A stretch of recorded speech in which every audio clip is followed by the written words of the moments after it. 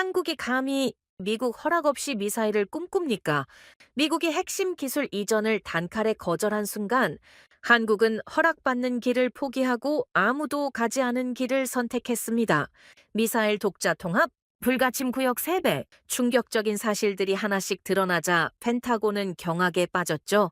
42년간 묶여있던 족쇄를 풀고 스스로의 힘으로 하늘의 심장을 만들어낸 대한민국.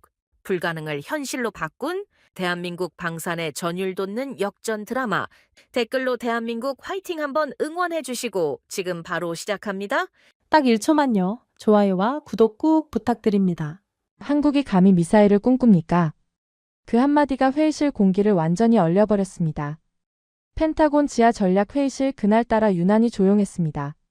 테이블 위에는 한국 측에서 보내온 기술협력 요청서가 놓여 있었죠.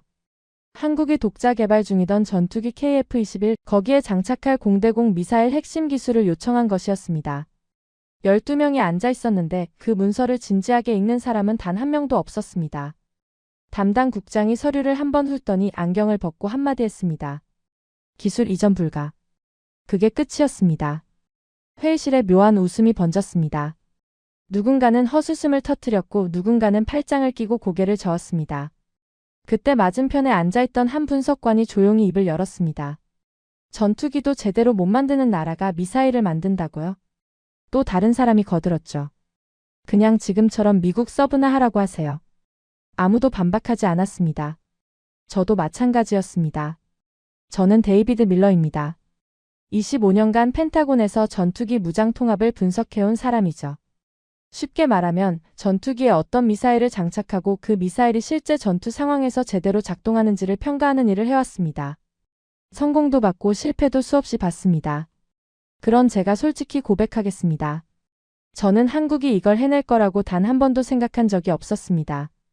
그때 한국의 위치가 어땠는지 정확히 말씀드리겠습니다. 당시 방산업계에서 한국은 분명 성장하는 나라였어요. K9 자주포나 잠수함 같은 재래식 무기 분야에서는 나름 존재감을 보여주고 있었죠. 하지만 핵심 기술, 특히 전투기와 미사일 분야에서의 위치는 완전히 달랐습니다. 전투기를 예로 들어보겠습니다. 한국은 그동안 미국이 만든 전투기를 도입해서 운용하는 나라였습니다. F-16을 들여왔고 F-15를 들여왔고 F-35까지 도입했죠. 조립은 할 수 있었고 정비 능력도 꽤 갖추고 있었습니다. 하지만 처음부터 직접 설계하고 핵심 체계를 독자적으로 구축해본 경험은 많지 않았어요. 미사일은 더 심각했습니다. 한국은 그때까지 공대공 미사일을 독자적으로 전투기에 통합해 본 적이 사실상 없었거든요. 미국산 전투기에 미국산 미사일을 장착하고 그 통합 과정마저 미국 기술진의 손을 빌려야 했습니다. 무기를 쓰는 건 한국이었지만 무기가 작동하는 방식을 결정하는 건 미국이었던 겁니다. 그러니 그 회의실에서 한국이 어떤 취급을 받았는지 충분히 짐작이 가시죠. 지금 돌이켜보면 그때 회의실에서 오간 말들이 떠오릅니다. 그건 냉정한 기술 평가가 아니었어요. 한 나라의 가능성을 아예 선 밖으로 밀어버린 것이었습니다. 그런 나라가 갑자기 공대공 미사일 기술을 달라고 하지 않습니까? 그것도 미국의 핵심 군사 기술을요? 솔직히 무모해 보일 수밖에 없었습니다. 공대공 미사일. 이건 전투기 아래에 폭탄을 매다는 것과는 완전히 차원이 다른 기술이에요.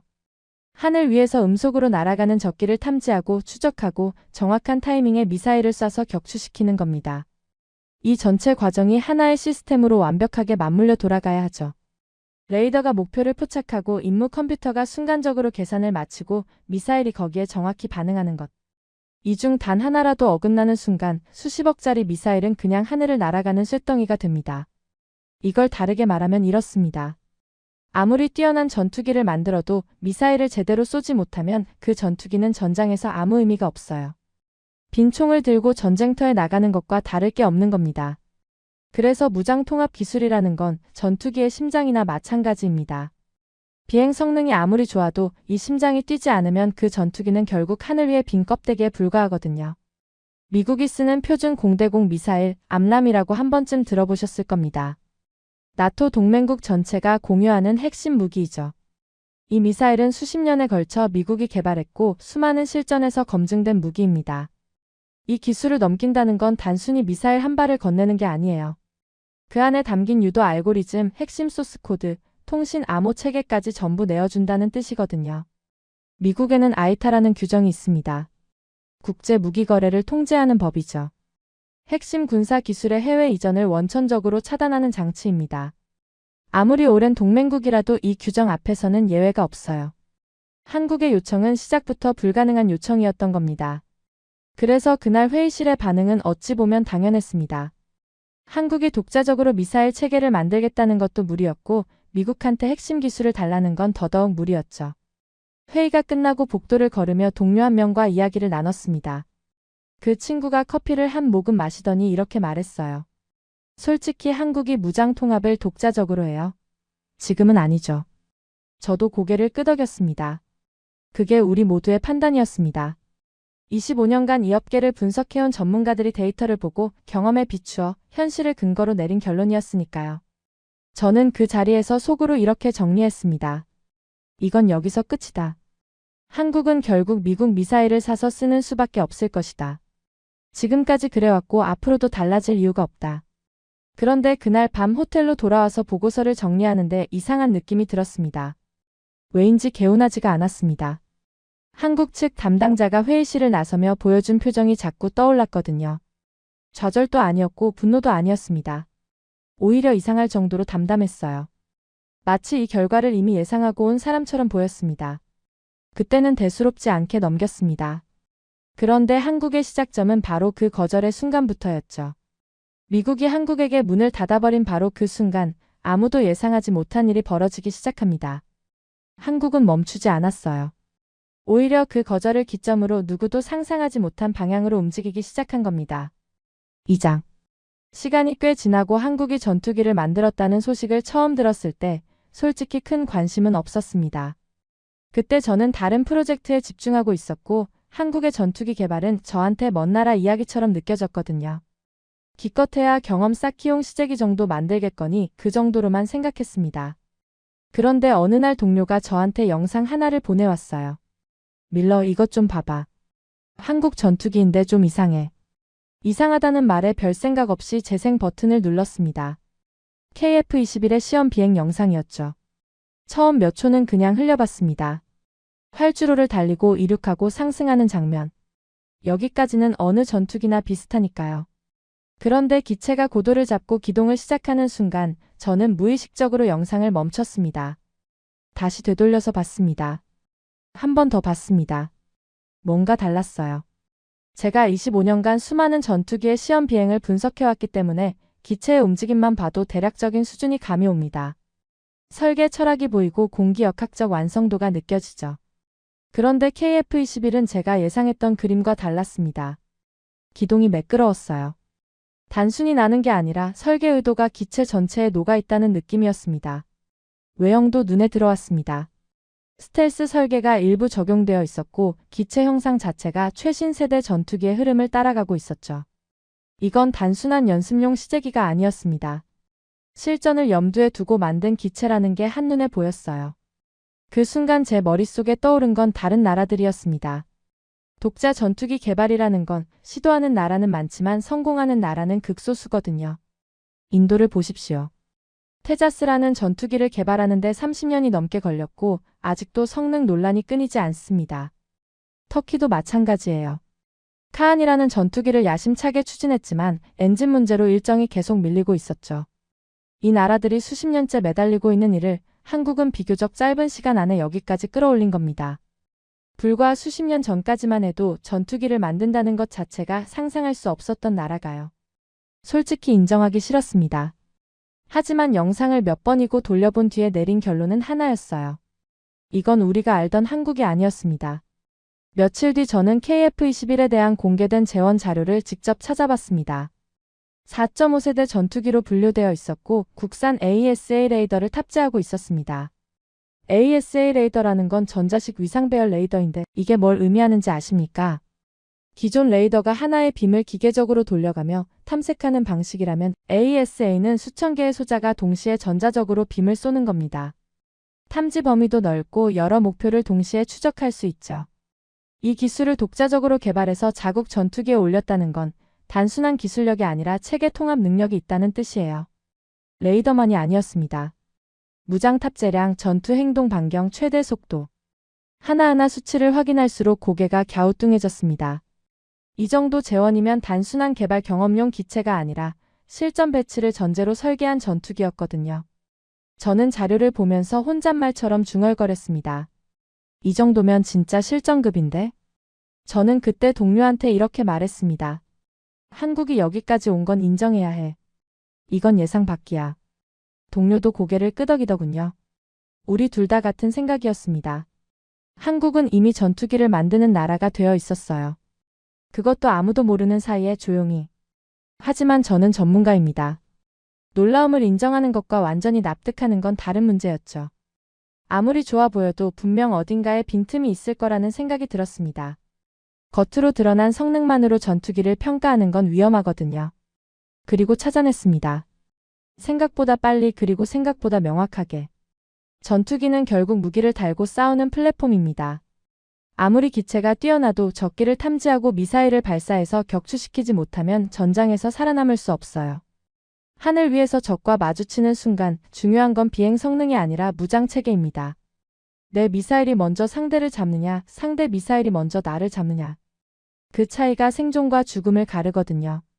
그래서 저는 자연스럽게 한 가지를 확인하기 시작했습니다.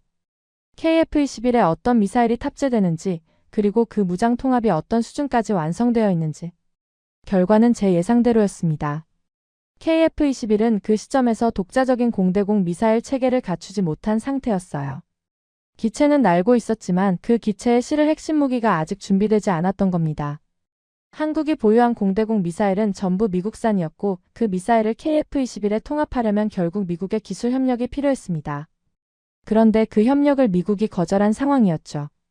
저는 그때 묘한 감정을 느꼈습니다. 안도감이라고 해야 할까요? 아니면 우월감이라고 해야 할까요? 한국이 전투기를 만든 건 대단했지만 결국 핵심에서 막혔다는 사실이 제가 알고 있던 세계의 질서를 다시 확인시켜줬거든요. 동료한테 이렇게 말한 기억이 납니다. 기체는 인정해. 근데 미사일 없는 전투기가 뭘 할 수 있겠어? 그 말에 동료가 웃으며 대답했죠. 그러니까.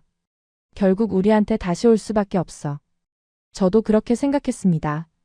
한국이 아무리 발버둥 쳐도 공대공 미사일 문제만큼은 스스로 해결할 수 없을 거라고요. 이건 기술의 문제이기도 했지만 구조의 문제이기도 했습니다. 전 세계 전투기 무장 체계는 미국을 중심으로 돌아가고 있었고 그 구조에서 벗어나는 건 사실상 불가능에 가까웠으니까요. 그래서 저는 KF-21에 대한 평가를 이렇게 정리했습니다. 인상적인 기체다. 하지만 반쪽짜리 전투기다. 날 수는 있지만 싸울 수는 없다. 핵심이 빠져 있다. 그리고 그 핵심은 한국 혼자서는 넘을 수 없는 벽이었습니다. 미국이 있어야 완성해낼 수 있었죠. 적어도 그때까지는요. 그때 많은 사람들이 놓치고 있던 사실이 하나 있습니다. 한국은 원래 미사일을 마음대로 만들 수 있는 나라가 아니었어요. 이걸 아는 사람이 의외로 많지 않더군요. 저는 알고 있었습니다. 이 업계에서 25년을 일하면서 한국의 미사일 개발 역사는 꽤 이른 시기부터 파악하고 있었거든요. 이야기는 1970년대까지 거슬러 올라갑니다. 당시 한국은 자체적으로 미사일 기술을 개발하려는 움직임을 보이고 있었습니다. 냉전 한가운데였고 한반도의 안보 상황은 늘 긴박했죠. 북쪽의 위협은 현실이었고 한국은 스스로를 지킬 수단이 필요했습니다. 그건 어떤 나라라도 당연히 추구할 권리였어요. 하지만 미국의 생각은 달랐습니다. 1979년 한국과 미국 사이에 하나의 합의가 만들어졌습니다. 한미 미사일 지침이라는 것이었죠. 이게 뭐냐면 한국이 개발할 수 있는 미사일의 사거리와 탄두 중량을 제한하는 양자 합의입니다. 쉽게 말하면 한국은 자기 나라를 지키는 무기를 만들면서도 그 무기가 얼마나 멀리 날아갈 수 있는지를 미국한테 허락받아야 했던 겁니다. 처음 정해진 사거리 제한은 180km였습니다. 어느 날 후배 분석관 하나가 한국 관련 자료를 정리하다가 제게 물었어요. 밀러, 한국 미사일 사거리가 180km로 제한되어 있었다는 게 사실입니까? 사실이야. 1979년부터. 180km면 어느 정도 거리예요? 서울에서 대전까지가 대략 150km야. 그러니까 한국이 만들 수 있는 미사일은 고작 서울에서 대전 조금 넘는 거리까지만 날아갈 수 있었다는 뜻이지. 자기 나라 한반도 전체도 커버 못하는 사거리였어. 후배가 잠시 멈칫하더니 다시 물었습니다. 그러면 적이 그 밖에 있으면 어떻게 하는 겁니까? 못 치는 거지. 적이 어디 있는지는 한국이 판단하지만 그 적을 칠 수 있는지 없는지는 미국이 정해놓은 숫자에 달려 있었으니까. 그게 말이 됩니까? 자기 나라 방어인데. 저는 그 질문에 바로 대답하지 못했습니다. 지금 생각하면 그때 그 후배의 반응이 오히려 정상이었던 거예요. 우리 무기를 우리가 결정하지 못했습니다. 군사 주권이라는 관점에서 보면 이건 심각한 제약이었죠. 시간이 지나면서 제한은 조금씩 완화됐습니다. 180km에서 300km로 늘어났고 이후 800km까지 단계적으로 올라갔어요. 숫자만 보면 나아진 것처럼 보이죠. 하지만 본질은 변하지 않았습니다. 여전히 한국은 미국이 정해준 한도 안에서만 미사일을 만들 수 있었으니까요. 이걸 다르게 표현하면 이렇습니다. 한국은 자국의 하늘을 지키는 무기조차 완전히 독자적으로 결정할 수 없는 구조 속에 있었던 겁니다. 무기를 만드는 기술이 없어서가 아니었어요. 만들어도 되는 범위가 정해져 있었던 겁니다. 동료와 이 주제로 이야기를 나눈 적이 있습니다. 제가 먼저 말을 꺼냈죠. 한국이 왜 굳이 독자 미사일을 만들려고 하겠어? 미국이 다 해주는데. 동료가 커피를 마시며 대답했어요. 그러니까. 동맹이라는 게 원래 그런 거잖아. 역할 분담하는 거지. 맞아. 한국은 지상군 중심으로 방어하고 핵심 타격은 미국이 담당하는 구조. 수십 년간 그렇게 굴러왔고 문제 없었으니까. 그때는 진심으로 그렇게 생각했습니다. 그런데 지금 돌이켜보면 그건 당연한 게 아니었어요. 그건 묶여 있었다는 표현이 더 정확합니다. 한 가지 비유를 들어보겠습니다. 여러분이 권투 선수라고 생각해 보십시오. 링 위에 올라갔는데 심판이 이렇게 말합니다. 오른손은 쓰지 마세요. 왼손으로만 싸우세요. 상대방은 양손을 다 쓰는데 나만 한 손이 묶여 있는 겁니다. 그래도 싸워야 합니다. 이기든 지든 규칙은 내가 정한 게 아니니까요. 한국의 미사일 상황이 딱 그랬습니다. 그런데 제가 나중에야 알게 된 사실이 하나 있습니다. 한국은 그 족쇄를 차고 있는 동안에도 가만히 있지 않았다는 겁니다. 사거리가 제한되어 있으니 장거리 미사일은 못 만들었지만 그 제한 안에서 할 수 있는 건 전부 했어요. 고체 로켓 추진 기술을 독자적으로 발전시켰고 유도 제어 기술도 꾸준히 쌓아왔습니다. 지대지 탄도 미사일인 현무 시리즈를 단계별로 개량해 나갔고 우주 발사체 기술까지 연구를 이어갔죠. 겉으로는 제한에 순응하는 것처럼 보였지만 안에서는 근육을 키우고 있었던 겁니다. 족쇄를 차고 있으면서도 그 족쇄가 풀리는 날을 대비하고 있었다는 뜻이에요. 그걸 알았을 때 저는 등골이 서늘해지는 느낌을 받았습니다. 뉴스에서 미사일 사거리 연장 소식이 나올 때마다 마치 큰 성과인 것처럼 보도되곤 했었죠. 하지만 가만히 생각해보면 이상하지 않습니까? 자기 나라 무기의 성능을 올리는 건데 왜 그게 다른 나라의 허락을 받아야 하는 일이었을까요? 그때는 그런 의문을 크게 품지 않았습니다. 세상이 그렇게 돌아가니까 그러려니 했던 거죠. 한 가지 기억나는 장면이 있습니다. 몇 년 전 국제방산 컨퍼런스에서 한국 측 관계자와 잠깐 대화를 나눈 적이 있었어요. 미사일 기술 관련 세션이 끝난 뒤였는데 제가 가볍게 물었습니다. 한국도 미사일 분야에서 많이 발전하고 있죠. 그 사람은 잠깐 웃더니 이렇게만 말했습니다. 할 수 있는 범위 안에서 최선을 다하고 있습니다. 짧은 대답이었지만 그 사람의 표정이 묘했어요. 자부심과 답답함이 동시에 섞여 있는 얼굴이었습니다. 그때는 그냥 외교적인 표현이려니 했는데 지금 생각하면 그 한마디에 모든 게 담겨 있었던 거예요. 할 수 있는 범위 안에서 최선을 다한다. 그 말은 뒤집어 보면 할 수 없는 범위가 정해져 있다는 뜻이었으니까요. 그때 그 사람의 표정이 이제야 이해가 됩니다. 그리고 2021년 모든 것이 바뀝니다. 한미 미사일 지침이 공식적으로 해제된 겁니다. 더 이상 사거리 제한은 없었습니다. 탄두 중량 제한도 사라졌죠. 42년간 한국의 미사일 개발을 옥죄고 있던 족쇄가 그날 완전히 풀렸습니다. 이 소식을 처음 접했을 때 저는 크게 놀라지 않았습니다.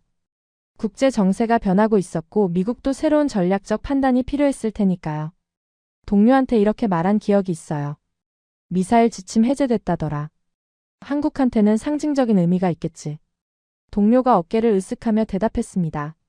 상징이야 그렇겠지만 당장 뭐가 달라지겠어. 기술이 하루아침에 생기는 건 아니잖아.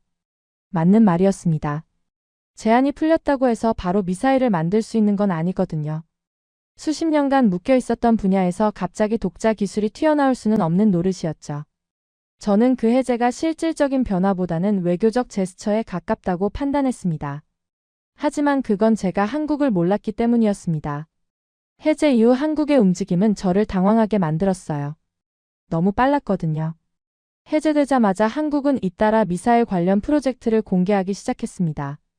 마치 서랍 속에 넣어둔 설계도를 꺼내듯 하나씩 하나씩 내놓았어요. 저는 동료한테 전화를 걸었습니다. 한국 뉴스 봤어?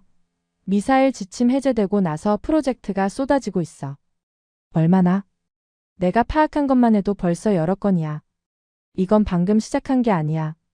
이미 오래전부터 준비되어 있었던 거라고. 전화기 너머로 동료가 잠시 침묵하더니 말했어요. 그러면 42년 동안 기다린 게 아니라 42년 동안 준비한 거라는 얘기잖아. 그 말이 정확했습니다. 한국은 42년을 기다린 게 아니라 42년을 준비한 거였어요. 지금 돌이켜보면 2021년 미사일 지침 해제는 단순한 규정 변경이 아니었습니다. 그건 한국이라는 나라가 완전히 다른 선택을 할 수 있는 문이 열린 순간이었어요. 수십 년간 닫혀있던 문이 열렸을 때 대부분의 사람들은 그 문 너머에 뭐가 있는지 관심을 두지 않았습니다. 미국도 유럽도 심지어 저 같은 전문가조차도요. 문제는 그 변화의 의미를 그때 아무도 제대로 이해하지 못했다는 겁니다. 저를 포함해서요. 그 제안이 사라진 뒤 한국은 완전히 다른 선택을 하기 시작합니다. 그리고 그 첫 번째 선택이 모든 것을 바꿔버립니다. 미국이 기술 이전을 거절했을 때 저는 이 문제가 사실상 끝났다고 생각했습니다.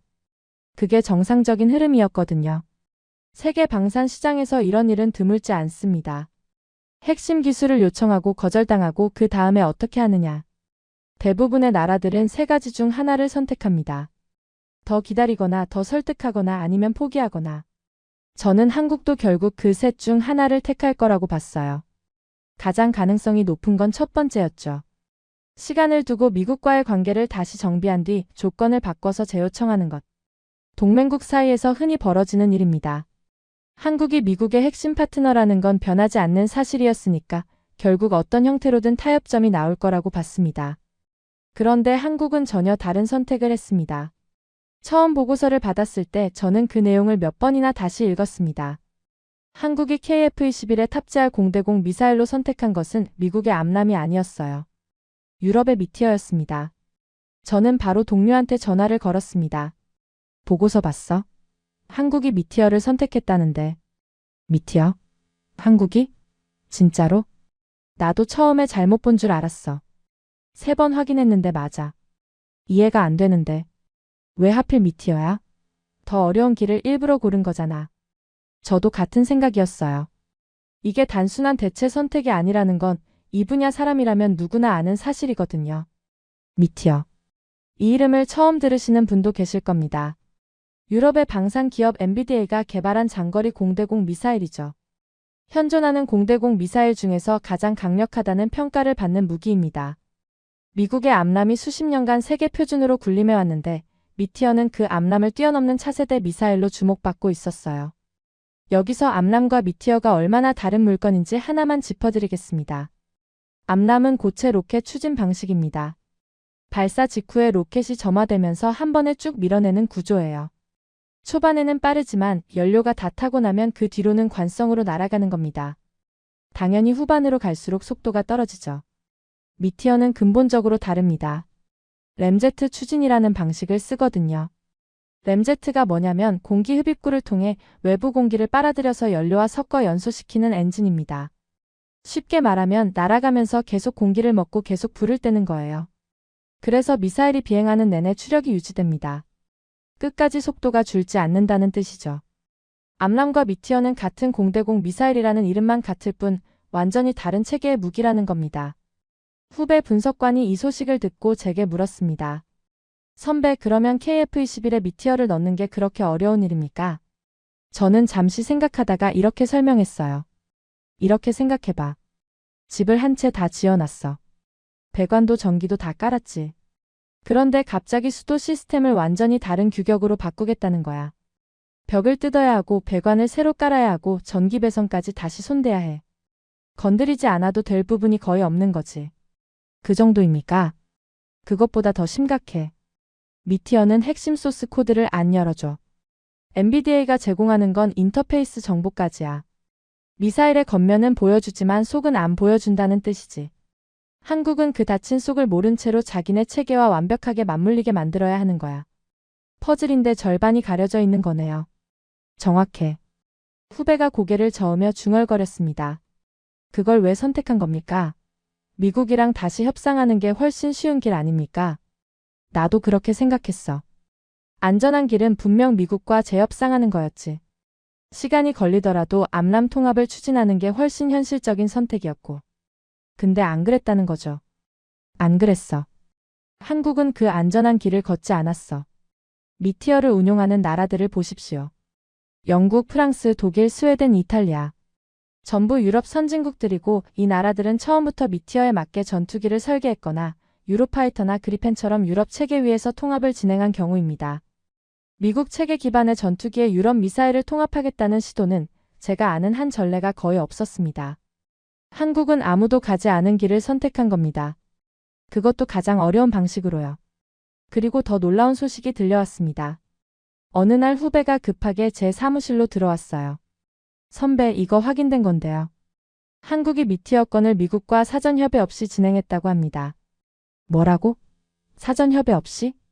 네. 유럽과 직접 협상해서 NVIDIA와 기술 협력 계약까지 체결했다고요. 미국이 알았을 때는 이미 상당 부분 진행된 뒤였답니다. 저는 한동안 아무 말도 하지 못했습니다. 기존이라면 이런 규모의 무장 체계 변경은 미국과 최소한 사전 논의를 거치는 게 관례였거든요. 한국은 동맹의 틀 안에 있는 나라였고 특히 전투기 무장 분야에서는 미국의 체계에 깊이 연결되어 있었으니까요. 그런데 한국은 조용히 그리고 단독으로 결정을 내린 겁니다. 이 소식이 미국 방산업계에 퍼졌을 때의 분위기를 말씀드리겠습니다. 단순한 놀라움이 아니었어요. 불쾌함에 가까웠습니다. 동맹국이 핵심 무장 체계를 미국 밖에서 독자적으로 결정했다는 사실 자체가 미국 입장에서는 예상 밖의 일이었거든요. 한 관계자가 이렇게 말한 걸 기억합니다. 한국이 뭘 한 건지 알고 있나? 이건 기술 선택이 아니라 노선 변경이야. 그 말이 과장이 아니었습니다. 한국은 수십 년간 유지해온 미국 중심 무장 체계에서 스스로 한 발을 빼낸 거였으니까요. 동료가 제 표정을 보더니 이렇게 말했어요.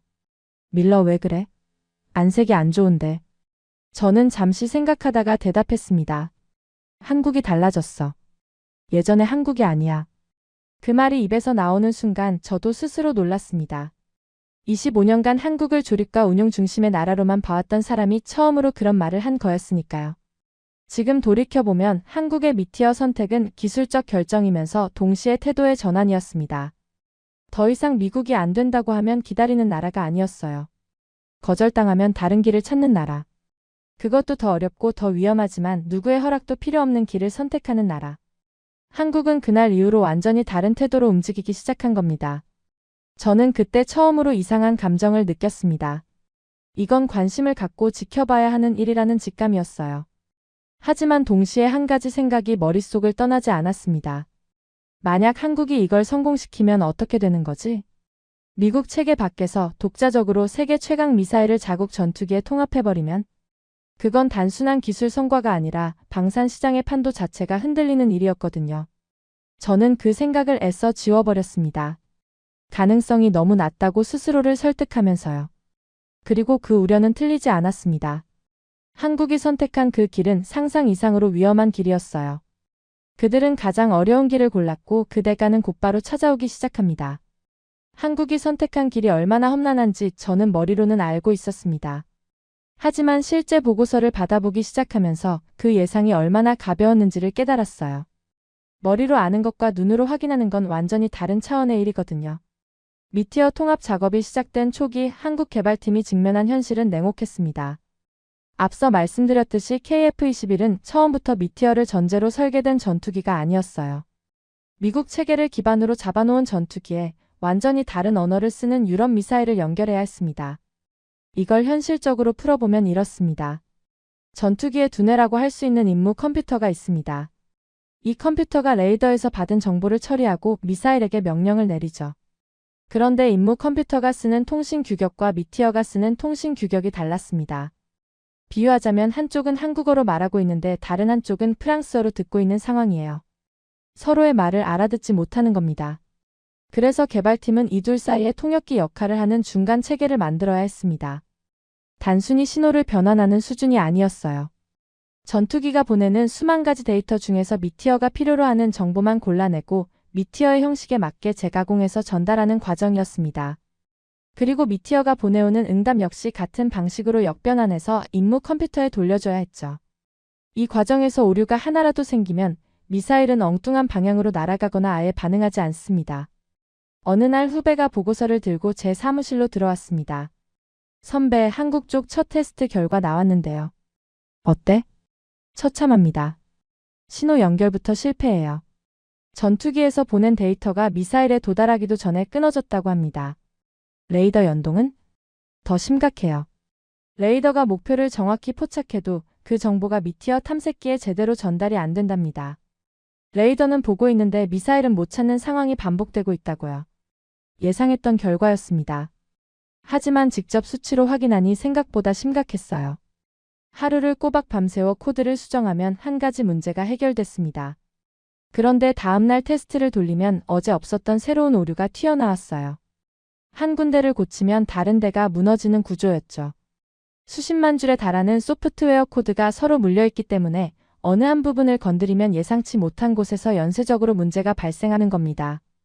이런 일이 하루 이틀도 아니고 몇 주, 몇 달간 계속됐습니다. 어떤 문제는 원인을 찾는 데만 2주가 걸렸어요. 원인을 찾아도 해결 방법이 바로 나오지 않는 경우도 허다했죠.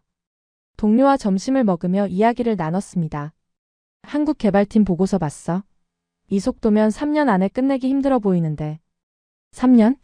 이건 5년 잡아도 빠듯한 수준이야. 솔직히 완성 자체가 가능한지도 의문이고. 나도 같은 생각이야. 어느 시점에서 현실을 인정하고 다시 미국 체계로 돌아오는 게 합리적인 판단이지. 그게 정상이지. 이쯤 되면 전략적 후퇴라는 이름으로 빠져도 아무도 뭐라 안 할 텐데. 저도 그렇게 봤습니다. 기술적으로 봤을 때 한국이 이 프로젝트를 끝까지 밀고 나갈 수 있을 거라는 근거가 보이지 않았거든요. 그런데 이상한 일이 벌어졌습니다. 한국 개발팀은 멈추지 않았어요. 보고서를 계속 받아보면서 저는 점점 이상한 느낌을 받기 시작했습니다. 실패가 반복되고 있는 건 분명했는데 프로젝트가 중단되거나 방향이 바뀌었다는 소식은 없었거든요. 오히려 개발팀의 인력이 더 투입되고 있다는 보고가 올라왔습니다. 실패할수록 더 깊이 파고드는 모양새였어요. 저는 동료한테 전화를 걸었습니다. 이해가 안 돼. 한국 쪽 왜 안 멈추는 거야? 나도 모르겠어. 합리적이지 않아. 실패가 몇 달째 반복되고 있는데 프로젝트 방향 전환 얘기는 아예 안 나오고 있어. 오히려 인력을 더 넣고 있다더라. 그건 좀 이상하긴 하네.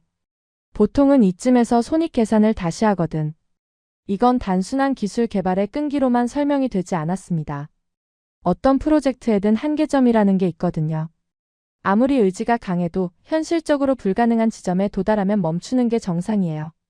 그런데 한국 개발팀은 그 한계점을 인정하지 않는 것처럼 보였습니다. 나중에 알게 된 사실인데 그 시기 한국 연구진들은 퇴근이라는 개념이 사라진 상태였다고 합니다. 연구소에서 먹고 연구소에서 잠을 잤어요. 새벽 3시에 코드를 수정하고 아침 7시에 테스트를 돌리고 오후에 결과를 분석하고 밤에 다시 수정하는 일상이 반복됐죠. 집에 돌아가는 건 일주일에 한두 번, 그마저도 짧은 시간이었다고 합니다. 그 즈음 국제방산기술 교류 자리에서 한국 측 기술자 한 명을 만났습니다. 인사를 나눈 뒤 제가 먼저 물었어요. 요즘 프로젝트 진행이 어떻습니까? 그 사람이 잠깐 멈칫하더니 피곤한 눈으로 대답했습니다. 솔직히 말하면 매일 벽에 부딪히고 있습니다. 그러면 방향을 바꾸는 건 논의가 안 됩니까? 미국 체계로 다시 돌아가는 것도 방법일 텐데. 그 사람의 표정이 달라졌어요. 피곤함 뒤에 숨어있던 단단한 무언가가 드러나는 느낌이었습니다. 돌아갈 수가 없습니다. 왜요? 이걸 포기하면 다시 처음부터입니다. 그리고 다시 처음이라는 건 다시 누군가한테 부탁해야 한다는 뜻이에요. 저는 가만히 듣고 있었습니다. 한 번 거절당했습니다. 그때 기다릴 수도 있었고 다시 부탁할 수도 있었죠. 근데 우리는 다른 길을 택했습니다. 이 길을 여기서 놓으면 다시 그 자리로 돌아가야 합니다. 누군가의 허락을 기다리는 자리로요. 그 사람이 잠깐 말을 멈추더니 조용히 덧붙였습니다. 그래서 포기할 수가 없는 겁니다. 기술이 안 돼서 힘든 게 아니라 이걸 놓으면 우리가 서 있는 자리 자체가 바뀌니까요. 저는 아무 말도 하지 못했습니다. 그 말이 귓가에 오래 남았어요. 그때는 단순히 프로젝트에 대한 집착으로만 들렸습니다.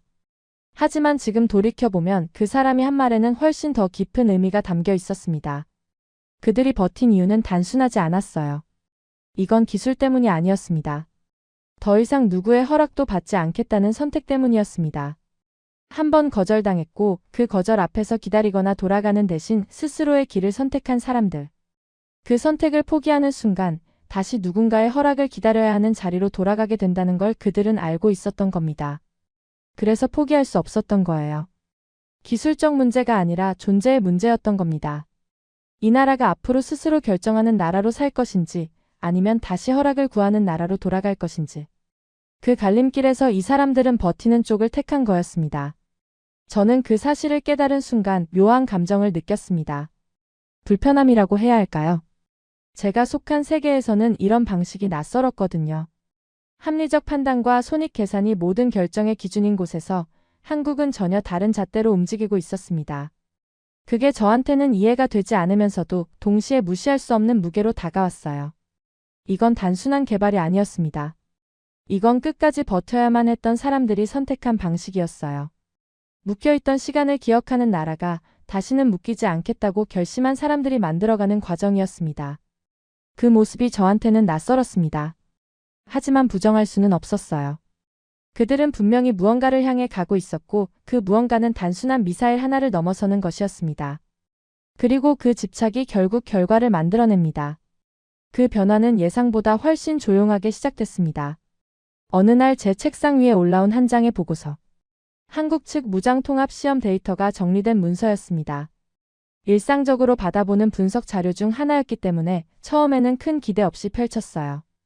그런데 첫 페이지에 적힌 숫자 하나가 눈에 박혔습니다. 저는 읽던 손을 멈추고 다시 처음부터 읽었습니다. 한 번 더 읽었습니다. 계산기를 꺼내서 직접 대조까지 해봤어요. 결과는 같았습니다. 3배. 한국이 KF-21에 통합한 미티어 미사일의 불가침 구역이 미국의 표준 미사일 암람 대비 3배 이상 넓었습니다. 처음에는 제가 숫자를 잘못 본 줄 알았어요. 보고서의 출처를 다시 확인했고 데이터 산출 기준도 검토했습니다. 오류가 있으면 바로 잡아낼 수 있거든요. 25년간 이런 수치를 분석해온 사람이니까요. 하지만 아무리 뜯어봐도 이상한 점이 없었습니다. 데이터는 정확했어요. 여기서 불가침 구역이라는 걸 설명드려야 합니다. 영어로는 노이스케이프 존이라고 부르는데 이 개념이 공중전에서 얼마나 중요한지 아시는 분은 많지 않을 겁니다. 공중전을 한번 상상해 보십시오. 두 대의 전투기가 서로를 향해 날아가고 있습니다. 어느 시점에 미사일을 발사하면 상대가 아무리 회피 기동을 해도 아무리 급선회를 해도 절대로 피할 수 없는 영역이 있어요. 미사일이 끝까지 따라가서 반드시 맞추는 구간. 그게 불가침 구역입니다. 이 구역이 넓다는 건 뭘 의미합니까? 내가 미사일을 쏘는 순간 상대방은 도망칠 수 없다는 뜻입니다. 반대로 말하면 상대방이 미사일을 쏘려고 해도 내 불가침 구역 안에 들어오기 전에 이미 내 미사일이 먼저 도달한다는 뜻이죠. 쉽게 말해서 싸움이 시작되기도 전에 이미 승패가 결정되는 겁니다. 그런데 이 불가침 구역이 3배라는 건 단순히 성능이 3배 좋다는 얘기가 아니에요. 이건 질적으로 완전히 다른 차원의 이야기입니다. 구체적으로 설명드리겠습니다. 미국의 암람은 고체 로켓 추진 방식이라고 앞서 말씀드렸죠. 발사 직후 로켓이 한번 점화되면 그 추력으로 날아갑니다. 문제는 로켓 연료가 다 타고 나면 그 뒤로는 관성으로만 비행한다는 점이에요. 미사일이 목표에 가까워질수록 속도가 떨어지고 기동 능력도 줄어듭니다. 상대 전투기가 고기동 회피를 시도하면 후반부에서 따라가지 못할 가능성이 생기는 거죠. 미티어는 완전히 다릅니다. 램제트 추진이라는 방식 덕분에 비행 내내 추력이 유지돼요. 공기를 빨아들여서 연료와 함께 연소시키기 때문에 연료가 있는 한 엔진이 계속 돌아가는 구조입니다. 그래서 미사일이 날아가는 전 구간에서 속도가 유지됩니다. 목표물에 가까워질수록 느려지는 게 아니라 끝까지 같은 속도로 쫓아가는 거예요. 이 차이가 불가침 구역의 크기를 결정합니다.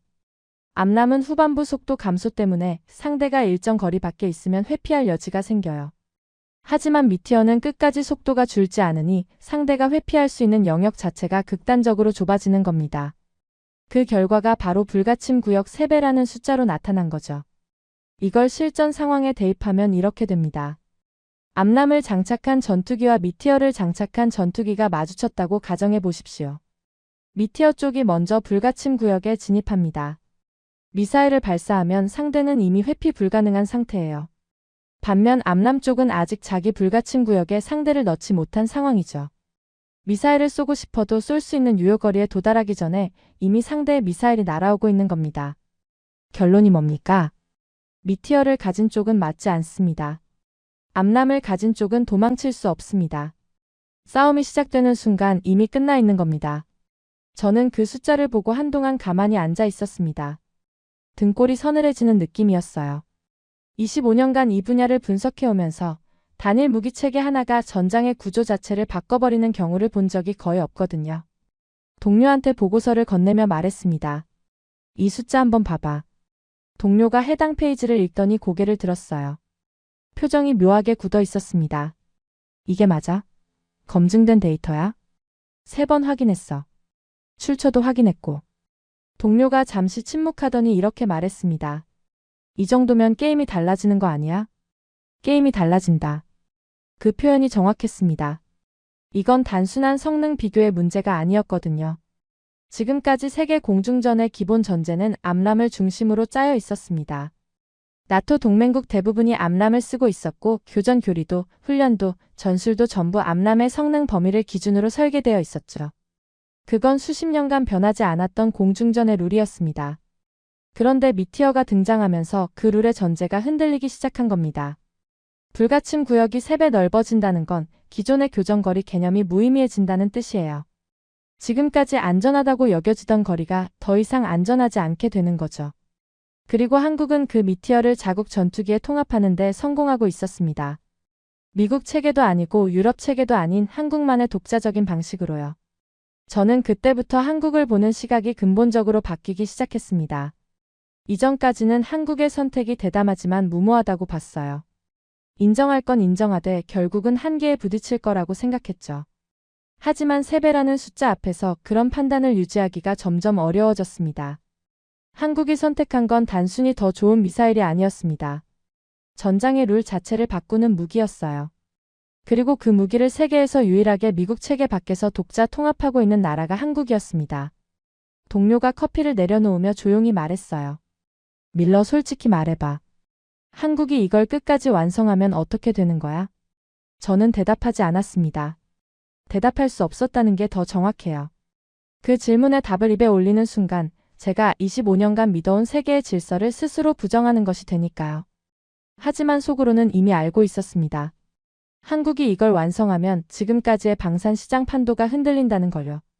미국 체계에 의존하지 않고도 세계 최고 수준의 공대공 전투력을 갖춘 전투기를 독자적으로 운용할 수 있는 나라가 등장한다는 뜻이니까요. 그건 미국에게도 유럽에게도 그리고 저 같은 분석가에게도 완전히 새로운 상황이었습니다. 저는 보고서를 덮고 의자에 깊이 기대 앉았습니다. 창밖을 한참 바라봤어요. 한국이라는 나라가 제 머릿속에서 점점 다른 위치로 옮겨가고 있었습니다. 무시의 대상에서 관심의 대상으로 그리고 이제는 경계의 대상으로. 하지만 숫자는 아직 완전히 증명된 것이 아니었습니다. 시뮬레이션 데이터와 실전은 다르거든요. 아무리 이론적 수치가 뛰어나도 실제로 전투기에서 미사일을 발사해서 목표를 맞추는 것과는 차원이 다른 문제입니다. 종이 위의 숫자가 하늘 위의 결과로 이어지기까지는 아직 넘어야 할 산이 남아 있었어요. 진짜 시험은 이제부터였거든요. 사실 숫자는 언제든 틀릴 수 있습니다. 저는 25년간 그걸 수없이 봐왔어요. 시뮬레이션에서 완벽했던 무기가 실전에서 무너지는 일, 이론적으로 불가능하다던 것이 실제로 성공하는 일. 이 업계에서는 둘 다 일어납니다. 그래서 저는 데이터만으로 판단을 끝내지 않는 사람이에요. 아무리 불가침 구역이 3배라는 수치가 나왔어도 그건 어디까지나 종이 위의 숫자였습니다. 컴퓨터가 계산해낸 이론적 결과일 뿐이었죠. 진짜는 단 하나입니다. 실제로 전투기에서 미사일을 발사해서 하늘 위에서 목표물을 격추시키는 것. 그게 되느냐 안 되느냐. 그 한 가지가 모든 걸 결정합니다. 그래서 저는 끝까지 유보적인 입장을 유지했어요. 한국이 미티어를 선택한 것도 인정했고 개발팀이 버텨낸 것도 인정했습니다. 수치가 인상적이라는 것도 부정하지 않았죠. 하지만 마지막 한 줄은 넘지 않았습니다. 직접 쏴서 맞추기 전까지는 아무것도 증명된 게 아니라고 생각했거든요. 그리고 그 시험의 날이 다가오고 있었습니다. KF-21의 무장 통합 과정은 단계별로 진행됩니다. 한 번에 미사일을 쏘는 게 아니에요. 먼저 미사일을 기체에 장착한 상태로 비행하면서 기체 역학에 이상이 없는지 확인합니다. 미사일의 무게와 공기 저항이 전투기 비행에 영향을 주거든요. 이걸 장착 비행 시험이라고 하죠. 그 다음이 분리 시험입니다. 전투기에서 미사일을 실제로 분리시키는 과정이에요. 미사일이 기체에서 떨어져 나갈 때 자세가 불안정해지면 최악의 경우 미사일이 전투기 자체를 손상시킬 수도 있습니다.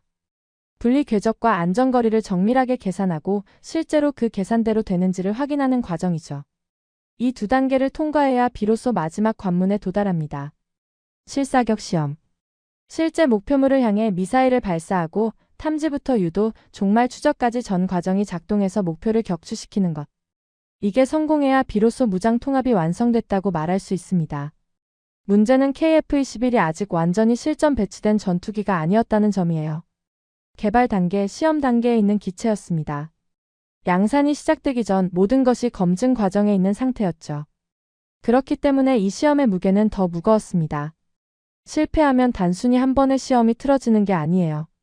KF-21 프로젝트 전체에 대한 신뢰가 흔들리는 겁니다. 미티어 통합이라는 선택 자체가 잘못됐다는 비판이 쏟아질 것이고 한국의 독자 전투기 개발 능력에 대한 의문이 다시 고개를 들겠죠. 수년간의 노력과 천문학적인 예산이 한 번의 시험 결과에 달려 있었습니다. 시험이 며칠 앞으로 다가왔을 때 동료와 이야기를 나눴습니다. 한국 실사격 시험 일정 잡혔다더라. 드디어 왔구나. 솔직히 어떻게 볼 거야? 첫 시도에서 완전 격추는 힘들지 않을까? 보통 이런 시험은 여러 차례 반복하면서 데이터를 쌓거든. 나도 그렇게 봐. 부분적인 성과 정도면 잘한 거지. 거기서 데이터 모아서 다음 시험으로 이어가는 게 현실적인 시나리오야. 특히 이번 건은 변수가 너무 많아. 미국 체계 기반 전투기에 유럽 미사일을 핵심 코드 없이 통합한 거잖아. 어디서 문제가 터져도 이상하지 않아. 동료가 고개를 끄덕였습니다. 그래도 한 가지는 인정해야 해. 여기까지 온 것 자체가 대단한 거야. 그건 맞아. 근데 대단한 것과 성공하는 건 다른 문제니까. 저도 그렇게 생각했어요. 첫 시험은 데이터를 수집하는 의미가 크고 완벽한 성공은 여러 차례 시험을 거친 뒤에 나오는 게 정상입니다. 그리고 그날이 왔습니다. 시험 당일의 과정을 설명드리겠습니다. KF-21이 이륙합니다. 지정된 시험 공역까지 비행한 뒤 시험 시나리오에 진입하죠. 목표물이 설정되어 있고 전투기의 ASA 레이더가 그 목표를 탐색하기 시작합니다. 보고가 올라오기 시작했습니다. 레이더 포착 완료. 레이더가 목표를 잡았습니다. 수천 개의 전자소자가 동시에 빔을 쏘아서 목표의 위치와 속도, 이동 방향을 실시간으로 계산하고 있었어요. 임무 컴퓨터 계산 완료. 그 데이터가 임무 컴퓨터로 넘어갔습니다. 목표까지의 거리, 상대 속도, 미사일의 비행 궤적, 요격 확률. 이 모든 계산이 수초 안에 이루어졌죠. 발사 조건 충족. 그리고 발사 허가가 떨어지는 순간 조종사가 버튼을 누릅니다. 발사. 미사일이 기체에서 분리됐습니다. 램제트 엔진이 점화되고 미티어가 목표를 향해 날아가기 시작했어요. 중간 유도 구간에서 전투기의 레이더가 계속 목표를 추적하면서 미사일에게 방향 수정 데이터를 실시간으로 보내주고 있었습니다. 미사일은 그 데이터를 받아서 궤적을 조정하며 목표에 접근했죠. 그리고 마지막 구간. 종말 유도. 미사일 자체에 탑재된 능동 탐색기가 작동합니다. 이 시점부터 미사일은 전투기의 도움 없이 스스로 목표를 추적하기 시작해요. 능동 탐색기가 목표를 직접 잡고 최종 돌입 경로를 자체적으로 계산합니다. 저는 숨을 멈추고 기다렸습니다. 이 전체 과정에서 단 한 가지라도 어긋나면 격추는 실패합니다. 레이더 데이터가 0.1초만 늦게 전달되어도, 통신 규격이 한 비트만 어긋나도, 미사일의 탐색기가 목표를 놓쳐도, 수만 가지 변수 중 하나라도 빗나가면 끝이에요. 그리고 결과가 올라왔습니다. 화면에 단 하나의 신호가 떴습니다. 격추. 동료가 먼저 입을 열었습니다. 이게 말이 돼? 저는 대답하지 못했어요. 모니터에 찍힌 그 한 단어를 그냥 바라보고 있었습니다. 밀러 핵심 코드 없이 인터페이스만으로 통합한 거 맞지? 맞아. 미국 체계 기반 전투기에 유럽 미사일을 올린 거잖아. 전례도 없이. 없었어. 그런데 해냈어. 저는 의자 등받이에 몸을 기댄 채 한참을 움직이지 못했습니다. 격추였습니다. 목표물이 완전히 파괴됐다는 뜻이었어요. 레이더 탐지부터 임무 컴퓨터 계산, 미사일 발사, 중간 유도, 종말 추적까지. 그 모든 과정이 하나의 흐름으로 완벽하게 작동한 겁니다. 단 한 군데의 오류도 없이.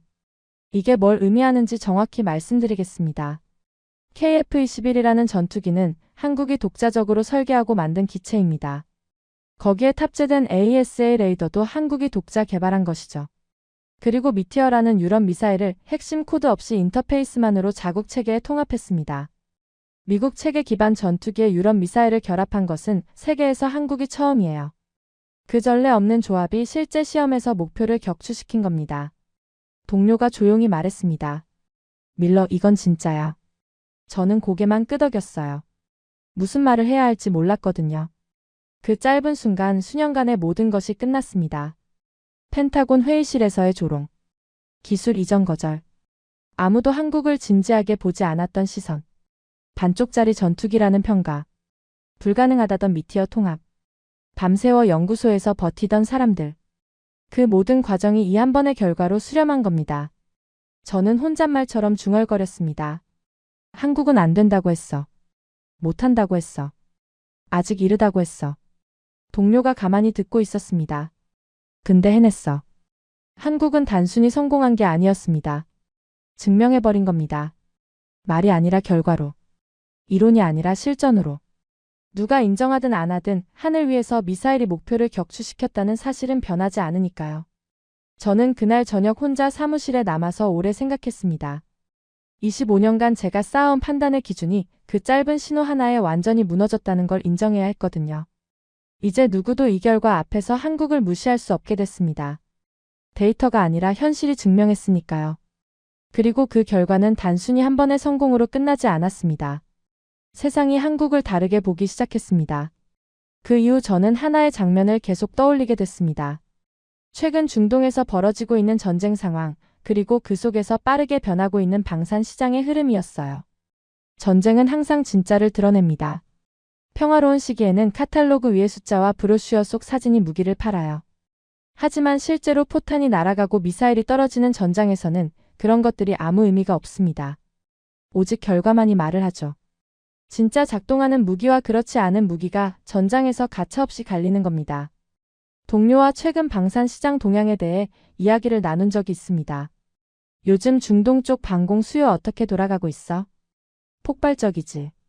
그런데 재밌는 게 한국 천궁2가 아랍에미리트에 갔다더라. 규모가 약 4조 원이래. 4조 원? 그 시장에서? 패트리어트랑 S400 놔두고? 그러니까. 나도 처음엔 의아했어. 천궁2. 한국산 중거리 지대공 미사일 체계입니다. 탄도 미사일 요격 능력까지 갖추고 있는 무기이죠. 이 천궁2가 중동에서 선택받았다는 건 단순히 가격이 저렴해서가 아니에요. 중동은 세계에서 가장 까다로운 방산 시장이거든요. 돈이 있고 선택지가 많고 실전 경험이 풍부한 지역입니다. 미국의 패트리어트, 러시아의 S400 같은 세계 최고 수준의 방공 체계들이 경쟁하는 시장이에요. 그 시장에서 한국의 무기가 선택받았다는 건 성능과 신뢰성이 인정됐다는 뜻입니다. 중동만이 아니었어요. 동남아시아에서도 한국 무기에 대한 관심이 빠르게 높아지고 있었습니다. 동료가 또 다른 소식을 전해줬어요. 그거 알아? 폴란드에서 KF-21에 관심 있다는 보고가 올라왔어. 유럽이? 유럽이 한국 전투기를 본다고? 폴란드만이 아니야. 여러 나라에서 수출 가능성을 타진하고 있다더라. 저는 잠시 말을 잃었습니다. 불과 몇 년 전까지만 해도 한국은 전투기를 사는 나라였거든요. 그런 나라가 이제 전투기를 파는 나라로 주목받고 있다는 겁니다. 한국산 K9 자주포는 이미 여러 나라에 수출된 상태였고 FA-50 경공격기도 동남아와 동유럽 시장에서 입지를 넓히고 있었습니다. K2 전차 역시 수출 협의가 진행 중이었죠. 한국은 더 이상 한두 가지 무기만 파는 나라가 아니었어요. 지상, 공중, 방공까지 전 영역에 걸쳐 수출 경쟁력을 갖춘 나라가 되어 있었습니다. 세계 방산 수출 상위 10위권. 그게 지금 한국의 위치입니다. 동료가 어느 날 이렇게 말했어요. 밀러, 요즘 방산 전시회 가보면 한국 부스 앞에 줄이 서 있더라. 농담처럼 한 말이었지만 저는 웃을 수가 없었습니다. 그게 사실이었으니까요. KF-21의 미티어 통합 성공은 이 변화의 일부일 뿐이었습니다. 한국이 독자적으로 전투기를 만들고 독자적으로 세계 최고 수준의 미사일을 통합하는 데 성공했다는 사실. 이건 단순한 기술 성과가 아니라 한국이라는 나라의 방산 역량 전체를 증명하는 상징이었어요. 전투기와 미사일을 독자 통합할 수 있는 나라가 세계에 몇이나 되겠습니까? 미국, 러시아, 유럽 일부 국가. 이제 그 목록에 한국이 올라간 겁니다. 어느 날 동료와 둘이 사무실에서 커피를 마시고 있었습니다. 동료가 문득 이런 말을 꺼냈어요. 밀러, 솔직히 처음에 우리가 한국을 어떻게 봤었어? 저는 커피잔을 내려놓고 잠시 생각했습니다. 서브나 하라고 했었지. 그래. 전투기도 제대로 못 만드는 나라가 미사일을 만든다고 웃었잖아. 웃었어. 지금은? 저는 한참을 말하지 못했습니다. 그리고 천천히 입을 열었어요. 인정할 수밖에 없어. 그 한마디가 입에서 나오기까지 25년이 걸렸습니다. 25년간 데이터를 믿었고 경험을 근거로 판단했어요. 그 데이터와 경험이 한국은 아직 아니라고 말했죠. 그런데 틀렸습니다. 완전히 틀렸어요. 진짜 변화는 따로 있었습니다. 한국은 더 이상 기술을 허락받는 나라가 아니었어요. 1장에서 말씀드렸던 그 펜타곤 회의실을 기억하십니까? 기술 이전 불가라는 한마디에 모든 것이 끝났던 그 자리. 한국이 감히 미사일을 꿈꾸냐며 웃었던 그 순간. 그때 한국은 허락을 구하는 위치에 있었습니다. 지금은 완전히 달라졌어요. 이제 한국은 세계 시장에서 선택을 받는 나라가 된 겁니다. 무기를 사러 오는 나라들이 한국을 찾고 한국의 기술을 원하고 한국의 체계를 도입하고 싶어 합니다. 허락을 구하던 나라에서 선택받는 나라로. 이 변화가 불과 몇 년 사이에 일어났습니다. 저는 이제 인정할 수밖에 없습니다. 우리는 한국을 완전히 잘못 보고 있었어요. 한때 사거리조차 제한받던 나라가 이제는 세계가 먼저 찾는 나라가 됐습니다. 미사일 하나 마음대로 못 만들던 나라가 세계 최강 공대공 미사일을 자국 전투기에 독자 통합하는 나라가 됐어요. 한국은 더 이상 허락받는 나라가 아닙니다. 이제는 선택받는 나라입니다. 지금까지 우인스의 수진이었습니다. 오늘도 끝까지 함께 해주셔서 정말 감사합니다. 수진이랑 우인스 다음에도 함께해요. 오늘도 행복한 하루 되세요. 사랑합니다. 우이스 우리들의 이야기 작은 꿈도 커지는 이 순간 웃으며 함께 나가요 모두의 마음이 크게 울려요. 당신만의 감동 이야기가 늘 당신 곁에서 따뜻한 순간으로 남길 바랍니다. 다음에도 따뜻한 이야기로 다시 찾아올게요.